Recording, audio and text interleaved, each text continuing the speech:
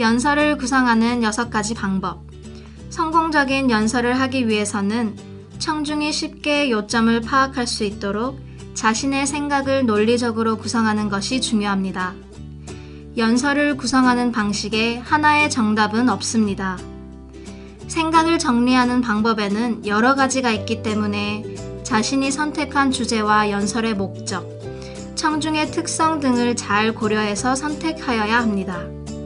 그렇다면 효과적인 연설에 자주 사용되는 방법들을 알아봅시다. 시간에 따른 구성. 연설을 구성하는 방법 중 한 가지는 시간의 흐름에 따라 정보를 나열하는 것입니다. 예를 들어 어떤 학교의 개교 100주년 행사에서 연설을 할 경우 학교의 설립부터 시작해 그동안의 변천사와 현황에 대해 이야기할 것입니다. 비슷한 방법으로는 정보를 단계별로 나열하는 순차적 방식이 있습니다. 한복을 입는 방법과 같이 특정한 과정을 설명하는 연설에 적합하겠지요. 공간에 따른 구성. 이러한 형식의 연설은 방향성을 지닙니다. 예를 들어 나만의 정원 가꾸기에 대한 연설을 할 경우 먼저 정원 입구에 심기 좋은 키가 작은 꽃에 대해 이야기한 다음 정원 중심부에 심을 만한 중간 키의 꽃에 대해 이야기할 것입니다. 그리고 나서 정원 맨 뒤쪽에 심을 키가 큰 꽃에 대해 이야기하겠죠. 또 다른 예시로 서울을 방문하는 관광객들에게 볼거리를 소개하는 경우 지역이나 동네에 따라 정보를 나열할 수 있을 것입니다. 원인과 결과에 따른 구성. 이러한 형식의 연설은 인과관계를 보여줍니다. 주로 결과에 해당되는 부분을 먼저 말한 뒤 원인에 대해 이야기하게 됩니다. 예를 들어 태풍을 주제로 연설한다면 태풍으로 인한 피해 규모에 대해 먼저 이야기하고 왜 이러한 피해가 발생했는지 설명할 수 있겠지요. 또한 지구온난화에 대해 설명하고 싶다면 화석연료, 농업, 개간 등의 요인에 따라 연설을 구성하는 것이 바람직하겠지요. 대비에 따른 구성.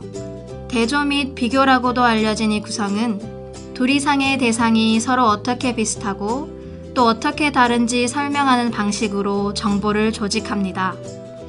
예를 들어 회사 임원들 앞에서 연설을 하는 경우 신제품에 대한 제안서를 비교해 한쪽이 다른 한쪽보다 낫다고 설득할 것입니다. 혹은 다른 지역에 있는 대학교에 진학할 청중들이 하숙과 자취 중에서 더 나은 선택을 하도록 도움을 주고 싶은 경우 비용, 안전, 사생활 보장 등의 요소를 비교 및 대조하는 방식으로 정보를 구성할 수 있을 것입니다.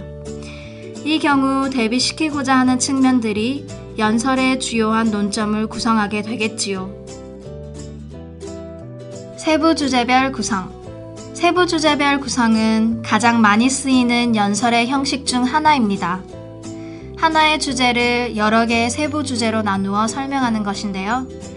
예를 들어 라디오 프로그램 편성에 관한 연설의 경우 음악, 뉴스, 토크쇼 등 세 종류의 라디오 프로그램에 대해 차례대로 이야기하는 것입니다. 다양한 한방차의 종류에 대해 설명하고 싶은 경우에는 재료에 따라 종류를 구별하는 방식으로 정보를 나열할 수 있을 것입니다. 또는 차의 효능에 따라 구별할 수도 있습니다. 문제 해결식 구성. 이러한 구성은 해결이 필요한 문제점에 대해 이야기한 후 그에 대한 해결책을 제시합니다. 연설을 통해 청중을 움직이게 하고 싶을 때 유용하겠지요. 예를 들어 수질 오염이 인간과 환경에 미치는 영향에 대한 연설을 할 경우 이러한 형식을 따르는 것이 적합합니다.